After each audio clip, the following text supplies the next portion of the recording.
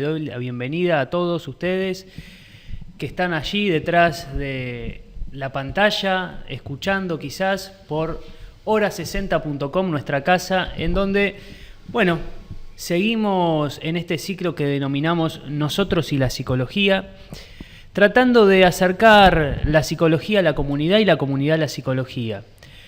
En esta serie de programas nos propusimos que la psicología pueda llegar de una manera directa a toda la comunidad y también, ¿por qué no?, aquellos que no acceden usualmente a esos contenidos que tienen que ver con la psicología. Bueno, en el día de hoy nos hemos propuesto abordar la psicosomática. ¿Qué es la psicosomática? ¿Cuáles son las diferencias con otros síntomas? ¿Cuál es el origen de estas enfermedades?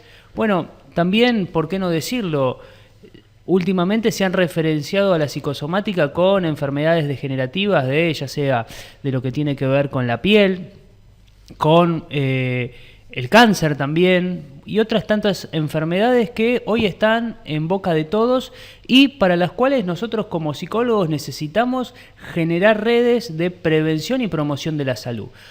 No voy a ser yo quien hable de este tan interesante tema, sino trajimos a una prestigiosa licenciada en psicología, también psicoanalista, la licenciada Alejandra Madormo, que nos va a estar acompañando en el próximo bloque para poder echar un poquito más de luz sobre estos temas que son tan actuales y repercuten de sobremanera tanto a nivel psíquico como a nivel del cuerpo. Bueno, después de este tema musical,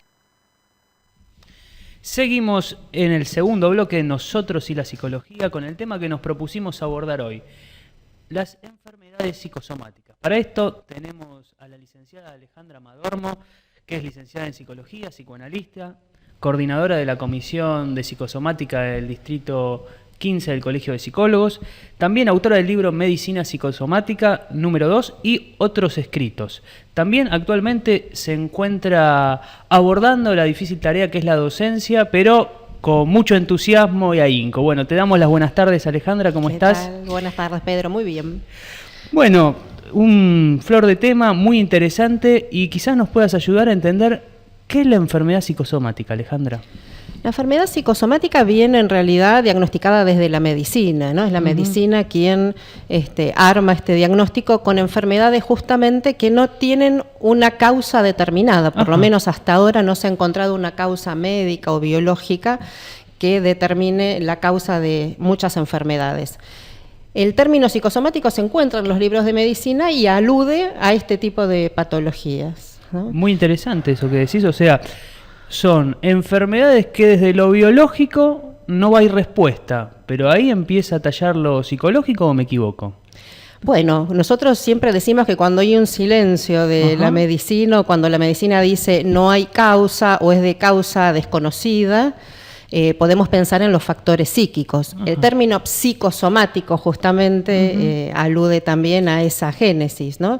No se encuentra ninguna bacteria, ningún virus, ninguna alteración que dé cuenta la medicina como ciencia exacta que es. Entonces, podemos pensar nosotros, quienes somos unos estudiantes y trabajadores de la ciencia psicológica, allí pensar que la causa podría estar determinada o múltiplemente determinada, pero en incidentes el factor psicológico, por supuesto, ¿no? ¿Cómo es que esto arranca en la historia? Ya ubicaste que hay algo de la medicina que ubica, bueno, una imposibilidad de dar cuenta y ahí es donde aparece lo psicológico. ¿Y quiénes fueron los autores y las personas que fueron haciendo camino en esta temática? Bueno, pensaba en Freud en realidad, ¿no? Que también los orígenes están muy ligados a la medicina, porque Freud fue un neurólogo quien sus propias pacientes lo fueron llevando a la etiología de la neurosis, por ejemplo, ¿no? De la histeria y la neurosis obsesiva. La histeria tiene muchos síntomas de conversión. Ahora vamos a contar un poquito cuál es la diferencia con psicosomática, ¿no? Pero justamente fueron discípulos de Freud quienes armaron la Escuela de Chicago en 1913. Entre ellos está Franz Alexander. Y crearon la escuela de psicosomática para hablar, eran médicos, psicoanalistas, y ellos notaban en sus pacientes que los que se aquejaban de ciertas enfermedades también relataban o tenían cuestiones que ver con lo psíquico en sus sesiones. Eran pacientes particulares, a diferencia de los pacientes de histeria, que por lo general tienen un discurso florido, son pacientes que cuentan muchas escenas infantiles o escenas que tengan asociadas a sus afectos. Claro. Estos tipos de pacientes traían afectaciones corporales, pero un discurso breve, un discurso corto. Sin embargo, estaban aquejados de angustia, estaban aquejados de palpitaciones, estaban aquejados de, bueno, toda una serie de cortejo sintomático que determinaban enfermedades como gastritis, como colon irritable. Es como, a ver, un poco para entender y que también los oyentes y las personas que nos están viendo puedan entender. Algo así como que está disociado el cuerpo del psiquismo, ¿se podría pensar? Podríamos decir que el cuerpo se manda solo. Ajá, qué interesante, ¿no? Esto. Sí, ahí donde no habría todavía una comprensión o una traducción a la conciencia de algo que sucede también a nivel psíquico. Sin embargo, la primer marca o manifestación es en el cuerpo. O sea, que sería que el cuerpo va más rápido de lo que el psiquismo puede procesar. Hablando desde la conciencia, sí. Tengamos en cuenta que siempre hay factores inconscientes que inciden sobre el cuerpo. Bueno, nosotros somos una unidad, ¿no?, biopsicosocial, o sea que el cuerpo no lo podemos divorciar de la mente o del psiquismo. Pero a veces el cuerpo habla, ¿no? Vulgarmente uno dice o escucha por ahí esta frase, el cuerpo habla. ¿Qué está manifestando esta enfermedad o este síntoma, ¿no? ¿Qué nos quiere decir? Algo que quizás, para que tomemos conciencia, quizás se adelantó al procesamiento del pensamiento, ¿no? Ajá. Y, a ver, ya nos podemos ir metiendo también en esto que tiene que ver con las enfermedades psicosomáticas de época, ¿no? Sí. ¿Cuáles son las enfermedades psicosomáticas de la época? De la época actual vemos muchas enfermedades autoinmunes y el cáncer sigue siendo una de ellas. El cáncer es una enfermedad psicosomática emblemática, digamos, es una de las clásicas, pero se sigue viendo en la clínica mucho cáncer y aparecen últimamente nuevas enfermedades autoinmunes.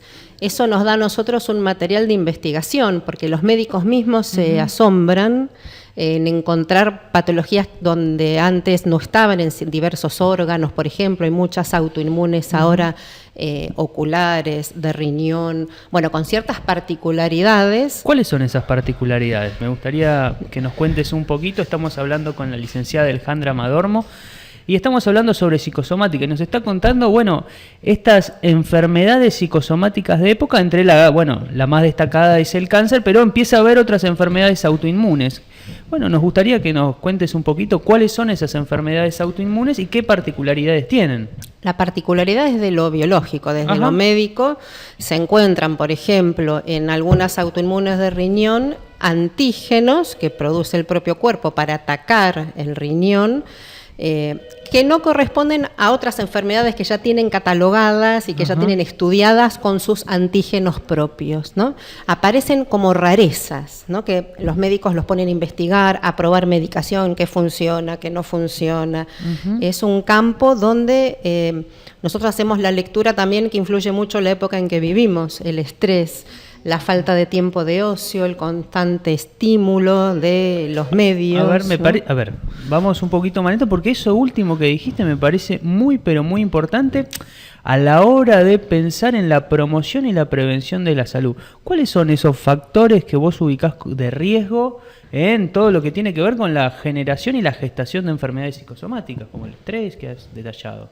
Es muy importante tomar conciencia porque la actividad actual que tenemos nos va enrolando en cada vez más estímulos, sobre todo los cibernéticos. Estamos cada vez más atrapados con la computadora, los celulares. Ahora ya no tanto el televisor, se empezó con el televisor, pero el avance de los celulares, que si bien nos favorece la comunicación por un lado, nos entorpece los tiempos y la calidad de vida que deberíamos tener. ¿no?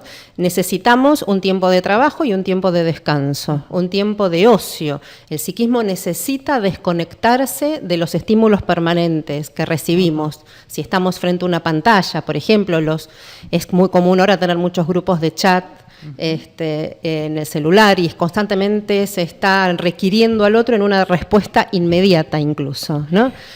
Sí, entonces ahí faltaría un descanso, un ponerse a hacer algo creativo, una lectura de un libro, un paseo al aire libre. Esos espacios se van perdiendo. Muy, pero muy interesante lo que decís. A ver, desde tu perspectiva, digamos, ¿cuánto necesitaría de descanso el psiquismo? Y no me refiero a tiempo objetivable, sino qué posibilidad hay de descanso en el mundo de hoy día y, por otro lado, si hay ya estudios o investigaciones al respecto de cómo influye en el psiquismo esta cuestión constante de la cibernética. Sí, justamente pensaba que ayer yo puse en mi muro de Facebook una recomendación de la Asociación de Pediatría, ¿no? Donde dice que, por ejemplo, para niños entre 6 y 8 años, regulemos el uso de las computadoras a 2 horas diarias. 2 horas diarias. Porque si no, los chicos pierden el tiempo y la capacidad de jugar y de inventar, ¿no? Si se pasan muchas horas frente a la pantalla. Para los adultos, estamos muy cercanos a las neurociencias. Acá a mí me gusta mucho Facundo Manes, que es un reconocido neurocientífico nuestro, argentino, donde él también hablaba de cómo incide el uso de las pantallas en los tiempos de descanso, por ejemplo, ¿no? Cuando nos vamos a dormir tenemos que hacerlo a la manera clásica. Hay que apagar la luz, no llevar ningún aparato electrónico a la cama. ¿Por qué? Porque si estamos con una pantalla, el cerebro detecta el estímulo. Entonces la señal que recibe es de no dormir. Hay que mantenerse despierto, ¿no? Y de hecho, creo que todos sabemos o notamos la adicción que genera el estar con una pantalla. Uno dice, son 5 minutos, contesto este mail y pasó 1 hora o pasaron 40 minutos. Claro. Se pierde la noción de tiempo, el tiempo vuela, capturados por este constante estímulo. Y en esto de las enfermedades psicosomáticas, venías hablando de esto y se me ocurre pensar respecto al espacio y tiempo en todas aquellas enfermedades psicosomáticas. ¿Cómo es el espacio y el tiempo de esas personas que padecen enfermedades psicosomáticas graves? Bueno, ahí tendríamos que hablar del caso por caso, ¿no? Pero esto lo notamos como a nivel social, lo que escuchamos, vemos en el consultorio y lo notamos, no solamente acá en Argentina, sino en el mundo, ¿no? Es este incremento. Pero también tenemos que tener en cuenta el manejo pulsional, ¿no? Nosotros a nivel psíquico tenemos una energía que Freud conceptualizó como pulsión y dividió en pulsión de vida y pulsión de muerte. Hay una pulsión que es destructiva, hay una energía que está a favor nuestro, digamos, y una energía que está en contra. Deberían trabajar balanceadas, ¿no? Una y otra, pero si predomina mucho la destructiva, muchas veces esa pulsión va a actuar sobre el cuerpo, inconscientemente derivada por ciertos mecanismos, por cierta historia personal de ese paciente, o cómo maneja él sus propios... No es algo que elija la persona, sino que se le impone. Se le impone. Lo que se le aparece a la persona es la enfermedad, justamente, que no sabe por qué enfermó, pero si es una persona que llega a nuestra consulta, esto es importante, ¿no? ¿Con qué trabajamos nosotros? Porque la enfermedad la trabaja el médico, digamos, hay que ir a hacer la consulta médica, tomar la medicación, hacer los estudios. ¿Con qué trabajamos nosotros? ¿Con qué trabajamos? Muy, pero muy interesante. Tercer bloque en Nosotros y la Psicología. Estamos hablando con la licenciada Alejandra Madormo, que nos está introduciendo todo lo que tiene que ver con las enfermedades psicosomáticas, y nos habíamos quedado en un punto muy, pero muy interesante que tiene que ver con qué trabajamos los psicólogos en las enfermedades psicosomáticas. Eso, ¿con qué trabajamos? Porque decíamos, la persona que tiene alguna afección o una afectación o enfermedad tiene que ir al médico. La primera consulta es con el médico, porque algunas enfermedades son graves o por la urgencia que implican. Pero ¿en qué incide nuestra práctica, ¿no? Muchos creen que a veces funciona como un poco de acompañar al paciente, sobre todo en los pacientes, por ejemplo, con cáncer, que es lo más habitual, que sí, que también acompañamos a los pacientes, pero la terapia que hacemos es justamente para que puedan redirigir esta energía que está puesta en el cuerpo, que enferma, que tiene que ver con una modalidad propia de ese paciente, que tiene que ver con su historia de vida, con su forma de manejar ciertas situaciones agresivas, por ejemplo.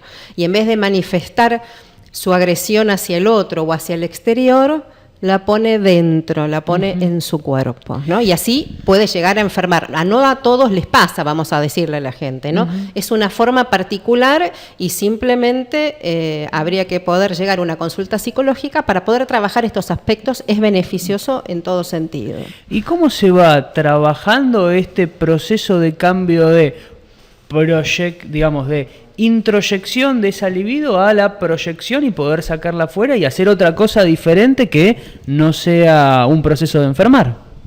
Bueno, es un trabajo al principio arduo con algunos.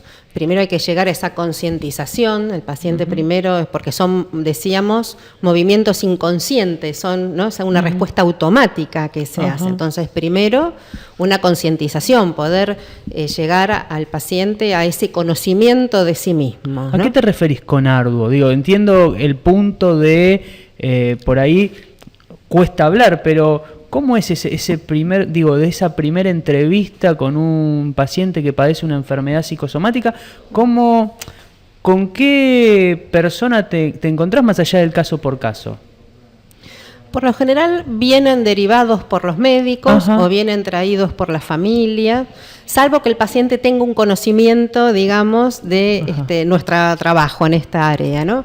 Es un paciente que viene muy imbuido con el cuerpo y con lo médico y con los estudios. A veces llega angustiado y a veces no. Los que están angustiados son los familiares. Y al principio hay que hacer un trabajo. Si el paciente no viene él decidido, no tomó la decisión de la consulta, hay que hacer un trabajo previo, hay unas entrevistas que tenemos con el paciente para justamente poder entrar en este terreno de lo psicológico, ¿no? Poder señalarle algunas particularidades de él, de su vida, de su modo de actuar frente a algunas situaciones. Le explicamos, ¿no? Cómo influye lo psicológico en cómo él maneja su cuerpo, también en cómo influye, cómo lleva su tratamiento, por ejemplo, en pacientes con terapéuticas para el cáncer, con rayos, con quimioterapia, toleran mucho mejor, esto está incluso estudiado casuísticamente, toleran mucho mejor la quimioterapia si comenzaron un tratamiento previo, ¿no? Entonces hay todo un tratamiento sobre esta situación, se elabora esa angustia en las sesiones, se lo acompaña muchas veces a la primera sesión de quimioterapia al paciente, se lo sostiene en ese tránsito, ¿no? Mientras se va elaborando el por qué llegué a esta situación, que muchos también se lo preguntan después de un tiempo, ¿no? Imagino un trabajo muy, pero muy artesanal en esas primeras entrevistas. Y por otro lado, digo, me parece que lo que estás describiendo es cómo ir armando el mundo del paciente. Sí, en ese punto al paciente lo tenemos que construir la demanda, digamos, con una palabra que es muy del vocabulario nuestro, ¿no? Pero ¿qué quiere decir esto, ¿no? Que si el deseo no acompaña el pedido del paciente, tenemos que crear las condiciones nosotros, y es cierto que el psicoanalista allí trabaja mucho, tiene que intervenir mucho, pone muchas frases, nosotros decimos le prestamos frases al paciente para que él pueda ir apropiándose de un discurso, porque en realidad pone mucho el cuerpo, trae y tira el cuerpo, por ejemplo, ¿no? La psoriasis, por ejemplo, el cáncer, o por ejemplo una enfermedad autoinmune, y viene con todo lo que le dice el médico, los estudios, la medicación, ¿no? Una persona muy hablada desde otros discursos. Y una vez que se ha desarrollado el primer trabajo de las entrevistas, hubo una construcción de ese mundo, se le prestaron palabras a la persona que está padeciendo una enfermedad psicosomática, ¿cómo sigue este apoderamiento de la cura y cómo se lleva adelante ese tratamiento? Algunos se van, algunos no se quedan, otros sí, es cuando se instala realmente el tratamiento y podemos trabajar con lo más íntimo que viene a ser la historia del paciente, sus afectos en juego. reconoce cómo pone el cuerpo ante determinadas situaciones y no una frase, no una palabra, no una actitud. Por lo general todos tienen historias de situaciones de agresividad contenidas, sea con la madre, con el padre, con alguna figura familiar de su historia, ¿no? Situaciones que no exteriorizan, que soportan, ¿no? Por lo general es un paciente que en su historia ha soportado situaciones a disgusto. Algo del orden de la pasivización, de la pasividad. Una pasividad en relación hacia el otro o hacia el mundo exterior, digamos, pero ese componente pulsional que le despierte internamente un enojo, lo deja dentro de su cuerpo, ¿no? Y eso va a afectar un órgano, no sabemos cuál, pero termina siendo una afectación en el cuerpo, ¿no? Una afectación en el cuerpo que vos me dirás si es aleatoria o está en relación a su historia. A veces sí y a veces no. Digamos que sería una tarea la construcción de la relación de esa afectación con la historia del paciente. Pero ahora recordaba, hablando de la agresividad, que por ejemplo decimos que en los pacientes cardíacos, en vez de tener un ataque de ira, ¿no?, tienen un ataque cardíaco. Qué interesante. ¿No? Hay una pulsión puesta y algo puesto en ese corazón que sufre, pero en vez de tener esa exterioridad, sufre el órgano real, ¿no? Es una cuestión en la realidad del cuerpo.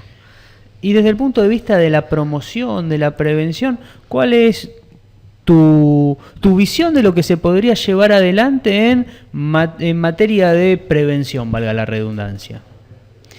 Sería un poco ambicioso decir que aquel que está en tratamiento psicológico viviría mejor. Pero nadie está exento, digamos, de que esta pulsión se mande sola, ninguno de nosotros, ¿no? Pero sí sabemos que si nos psicoanalizamos o tenemos un tratamiento psicológico para trabajar ciertas cuestiones que nos molestan, ciertas relaciones que no podemos manejar, ciertos duelos, circunstancias de la vida, las llamadas crisis vitales, sabemos que después se lleva mejor y el cuerpo enferma menos, ¿no? Eso es lo que podemos ver a grandes rasgos en el consultorio, porque se le dan armas también al paciente para que se pueda manejar en la vida, se le dan, ¿no?, modos de relacionarse, modos de manejar ciertas situaciones para no repetir anteriores, se le señalan, ¿no?, las situaciones donde en él quizás eso influyó para que enfermase. Estamos hablando con la licenciada Alejandra Madorte, remarcar y preguntar sobre el contexto familiar. Digo, ¿hay alguna característica que nosotros podamos remarcar respecto a la familia de las personas que padecen una enfermedad psicosomática? No podríamos decir una característica familiar. En todas las familias se cuecen habas, ¿no? O sea, todos tenemos una historia familiar densa, una historia familiar donde hubo alguna situación que seguramente traumática, y cada uno lo tramita como puede, porque psíquicamente todos somos distintos, ¿no? Entonces todos implementamos mecanismos de defensa y de tramitación de situaciones, y eso se va generando desde el psiquismo infantil. O sea que el psicoanálisis ahí no podría ser prevención porque no podemos saber antes lo que puede llegar a pasar. Es claro el ejemplo que varias personas en una situación traumática como la explosión de una bomba o un choque, todos tienen experiencias diferentes, ¿no? A algunos los marca de una manera, unos se enferman, porque también trabajamos psicosomáticas, efectos postraumáticos, como pueden ser estos casos, o las violencias de género, familiares, que sería otro aspecto, ¿no?, de la psicosomática. Pero podríamos decir que eso se construye, ¿no? Volviendo a tu pregunta. Y el punto me pareció muy interesante eso que dijiste respecto a la persona o el paciente que padece una enfermedad psicosomática y todo lo que tiene que ver con la agresividad, ¿no? ¿Cómo se podrías hacer una lectura de época? Vivimos, digamos, en una sociedad y en una época bastante agresiva. ¿Todo esto se ve en la clínica? Sí, por eso nosotros atribuimos el incremento, digamos, de las enfermedades autoinmunes a esta agresividad de la época, ¿no? A esta poca pausa, a esta también falta de relación intersubjetiva con el otro, ¿no? Desde un tipo de calidad más del lado del amor que del apremio, del apuro. Y sí, hay una digamos que el sistema capitalista nos pone en un lugar agresivo desde todo sentido, ¿no? No solo el económico, es la falta de tiempo, es la tiranía de cada vez menos vacaciones, ¿no? Todo se va acortando en pos de trabajar, en pos de adquirir, en pos de metas que nos van llevando por otros caminos. Las lecturas de época serían esas. Ahora hay un incremento en estos últimos 5 años de las enfermedades autoinmunes. Pero quería volver sobre la historia familiar, porque recordé que, por ejemplo, también hay otros factores que inciden, ¿no? En los enfermos de cáncer, por ejemplo. O en las familias de alérgicos. Tenemos situaciones donde hay como una herencia familiar, pero simbólica, digamos, ¿no? Hemos tenido casos de pacientes que han enfermado de cáncer de mama, igual que su madre, en la misma mama y a la misma edad. Por ejemplo, eso no podemos decir que sea biológico. Eso ahí tenemos que hablar ya de mecanismos psíquicos, de una identificación con esa mamá, pero con un rasgo lamentablemente malo, porque ¿no? Fue con la enfermedad, con ese desencadenante, con ese aspecto de esa madre. Pero esto también se ve en la clínica, ¿no? Que a veces portan una enfermedad como un apellido. En mi familia somos todos alérgicos, ¿no? Como si no está comprobado la herencia biológica, ¿no? Todavía no se detectó ningún gen que se transmita, por ejemplo, para el cáncer o para la alergia, ¿no? Pero eso se escucha en los pacientes. Se escucha, se ve, y todo lo que tiene que ver con las identificaciones están ahí. Cuarto y último bloque en Nosotros y la Psicología. Seguimos hablando sobre el fenómeno psicosomático. Y bueno, de costado se tocó un tema muy pero muy interesante que está relacionado con los hechos y los efectos postraumáticos. Digo, tanto en el país como en relación a la Embajada de Israel, la AMIA o mismo la Guerra de Malvinas, hubo muchísimas más muertes por el efecto postraumático que dentro del hecho traumático en sí. Lo que me gustaría preguntarte, Alejandra, es, bueno, ¿qué efectos traumáticos podríamos llegar a ver desde el psiquismo con todo lo que tiene que ver con esta escalada violenta de terrorismo que vemos manifestarse en París, por ejemplo? Sí, bueno, digamos que cuando hay una catástrofe, lo que sucede a nivel psíquico es que se ve invadido por un exceso que no puede tramitar, ¿no? Entonces, ¿a qué te referís con un exceso por ahí para esos que...? Un exceso es, por ejemplo, explota una bomba, es una situación inesperada. La primera reacción por lo general es quedarse atónito, ¿no? Es no saber qué hacer, una inmovilidad, poca claridad de pensamiento, ¿no? O sea, son situaciones normales para una catástrofe. Es algo que está fuera de contexto y me excede a mí para poder pensarme ahí, algo así. Exacto, fuera de contexto, inesperado en esa situación, pues yo iba caminando por la calle y de pronto explotó una bomba, ¿no? Por supuesto que ni siquiera pensé que eso me podía pasar a mí, primero, y segundo, que justo en ese momento sucedió algo en la calle, en el mundo, que me tomó de sorpresa. Puede ser que se haya herido, ¿no? Que sea una víctima, o puede ser un espectador. Bueno, también se considera víctimas a los que estuvieron alrededor por estos efectos de lo traumático, ¿no? Entonces, bueno, los que hacen estrés postraumático, que es una rama de la psicología muy específica, dicen que hay que intervenir. Por eso hay equipos que acá en Buenos Aires funcionan bastante bien, que han intervenido en la tragedia del 11, por ejemplo, equipos, colegas nuestros. Intervienen en el momento, porque ¿cuál es la ventaja? Si se interviene en el momento y se le acerca una palabra al que se llama estado de shock, ¿no? No atina, no puede entender qué es lo que pasó, pero algo pasó, ¿no? Hay que ayudar a ese psiquismo a que vaya primero como tranquilizándose, digamos, en alguna palabra, y acercarle palabras para que comprenda el hecho, ¿no? Para que entre en una lógica de razonamiento, porque lo que se pierde es la lógica.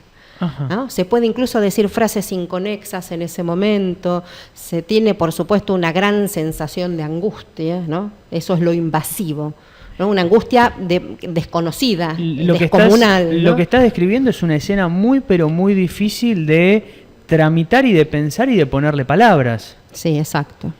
Y, a ver, volvamos, me interesa mucho que podamos conversar sobre este tema de cuáles ¿cuáles son se pueden calcular los costos para el psiquismo cuando uno participa tanto activamente o pasivamente de estos hechos traumáticos? No sé, no es sin costo seguramente, ¿no? Pero ahí volvemos a la capacidad subjetiva, ¿no? Cada uno tiene su propia capacidad de soportar, todos tenemos un umbral de dolor, un umbral de angustia, un umbral también, ¿no?, de placer. Entonces ahí depende de cómo ese psiquismo fue constituido en su momento y cada uno de nosotros tiene una forma que quizás no la sabemos hasta llegar a estas situaciones o hasta enfermar, porque cuando falla este umbral, cuando el estímulo es mayor, cuando es mayor la angustia de lo que el umbral está establecido, hay enfermedad o hay crisis de angustia, ¿no? O hay una escena de llanto, por ejemplo, una crisis como se suele ver, ¿no? Es muy interesante lo que decís. En este punto podríamos pensar que las escenas o los hechos traumáticos no solamente podría ser un atentado que se ve por la tele, sino todo el tiempo podríamos estar frente a determinados o sucesos traumáticos para el psiquismo. Y pensaba, atentados emocionales tenemos varios durante toda la vida, todos nosotros, ¿no? Por ejemplo. Y no salen en la tele. Y no salen en la tele, y por suerte tenemos amigos que nos bancan, ¿no? Pero esas sorpresas de la vida, ¿no? Una muerte súbita de un ser querido, una enfermedad, una desilusión amorosa, ¿no? Una traición a nivel laboral, por ejemplo, ¿no? Son sucesos traumáticos, inesperados. No pensé de aquel o de aquella que me lo iba a hacer a mí, o que me iba a pasar, o yo iba a verme en esta situación, por ejemplo, un despido masivo, sorpresivo, ¿no? Que también se ve mucho en las empresas. Eso también es traumático. También nos saca del foco, nos saca del umbral, ¿no? Es muy interesante lo que planteas y te pregunto, ¿no? Este domingo va a haber elecciones. Sí. Y venimos con 12 años de cierto gobierno, digo, donde uno está claro que puede esperarse, ¿no? Ya más o menos sabemos qué se puede esperar. En ese sentido te pregunto, esto también puede llegar a ser un suceso de algún punto de vista lo inesperado. ¿Cómo procesar lo inesperado y qué rol nos toca, a tu entender, a los psicólogos para procesar lo inesperado? Sí, bueno, lo inesperado no lo podemos calcular, tendremos que esperar al domingo y después a diciembre, ¿no? A ver qué sucede allí con ese desempeño de quien esté en función. Pero pensaba que algunas cuestiones psíquicas ya empezaron a suceder antes, ¿no? El temor de si gana fulano o gana mengano, cómo será mi vida, cómo será mi situación. Hay gente que teme por su trabajo, hay gente que teme, por su estándar de vida, hay angustia. Porque vos fíjate el punto, ¿no? Más allá de gane quien gane, no va a ser la misma persona que está hace 8 años. Con lo cual eso, quieras o no, produce un cambio y, digo, si bien sabemos que no hay garantías, hay un cambio. Sí, justamente ayer leía la editorial de una revista que hablaba de esto, ¿no? Que gane quien gane, lo que sucede, va a haber que hacer un duelo, porque se va Cristina, ¿no? Entonces, alguien que permaneció y con un liderazgo fuerte, con un liderazgo de mucha presencia y de mucho carisma también, hablando del aspecto psíquico, ¿no? De los aspectos emocionales y psíquicos que movilizan al pueblo, a la masa, ¿no? Con su líder, desde ese lugar va a haber que hacer un duelo porque nunca va a ser igual, claro, ¿no? Digamos, ahora el cambio, también hay una frase por ahí que dice, bueno, el cambio igual va a suceder, que no es el eslogan solo de un partido, pero también es inevitable en los circuitos políticos, llega un momento donde no va a estar la misma persona. Bueno, también nos pasa con las parejas, ¿no? También nos pasa cuando hay que cambiar de trabajo, los duelos, cuando se cumple un ciclo y viene otro. Muy interesante lo que estás planteando, Alejandra. A mí, digamos, para terminar me gustaría que hagas un cierre en relación a tu entender, ¿cuál es el desafío de la psicología somática en los próximos años? Y el desafío nuestro es poder trabajar más al lado de la medicina, poder tener más consultas, es decir, más concientización de la gente, ¿no? Que pueda llegar a nuestras consultas y poder trabajar en mayor grupo, digamos, porque ahora se está trabajando en algunos hospitales, como en el Hospital Durán, que es emblemático, con su equipo de psicosomáticas. Hay algunos servicios también que están más cercanos a la psicología y a la comprensión del factor psíquico en estas enfermedades, pero sería importante también nuestra presencia de trabajo en los hospitales, en las salas de atención primaria, teniendo en cuenta que todos somos trabajadores de la salud y que a la gente se la puede acompañar tanto en un aspecto emocional, pero también trabajar la incidencia del psiquismo en esas enfermedades, ¿no? Tanto aliviando la angustia, bueno, como decíamos, redirigiendo esa energía negativa, pudiendo cambiar una calidad de vida que evidentemente no le resultó, ¿no? Muchos, sobre todo los pacientes que padecen cáncer, dicen, bueno, tengo que cambiar de vida, ¿no? A veces viene la enfermedad a decir, a que se pueda pronunciar esta frase. Lo que nosotros quisiéramos es que se pronuncie la frase sin enfermar tanto, ¿no? Y sin cambiar de vida. No, de vida hay que cambiar, ¿no? Algún cambio hay que hacer, ¿no? Algún cambio de relación, algún cambio de tomarse la vida, esto que decíamos, más tiempo para el ocio. Muchos pacientes se ponen a pintar, por ejemplo, o empiezan a hacer cuestiones relacionadas al arte, que antes no se les hubiera ocurrido, ¿no? Empiezan a tomar contacto con otros aspectos de sí mismos, ¿no? O sea que hay veces que, digamos, aquel insight o aquella inserción propia hacia uno mismo es la enfermedad la que la hace por el paciente a veces. Sí, si tomamos la parte positiva sería esa resignificación, ¿no? Esa lectura. Bueno, lo que tomo, lo que no me sirve, lo cambio, y lo que me sirve, por supuesto, lo sostengo o lo refuerzo. Porque a veces lo tenemos como en el último orejón del tarro, ¿no? Y bueno, hay que reforzarlo. Esos tiempos del ocio o los afectos, visitar a la familia, tomarse más días de vacaciones si es posible. Cambio de vida, otros tiempos. Digo, me parece que esa es un poco la clave. Sí, para vivir mejor, ¿no? El cuerpo también va a agradecer esa bajada de ritmo. Bueno, muchísimas gracias por haber estado acá, Alejandra. A vos, Pedro, por invitarme. Muchas gracias. Bueno, soy Pedro Salas, esto fue Nosotros y la Psicología. Espero que le hayan gustado y nos vemos la próxima.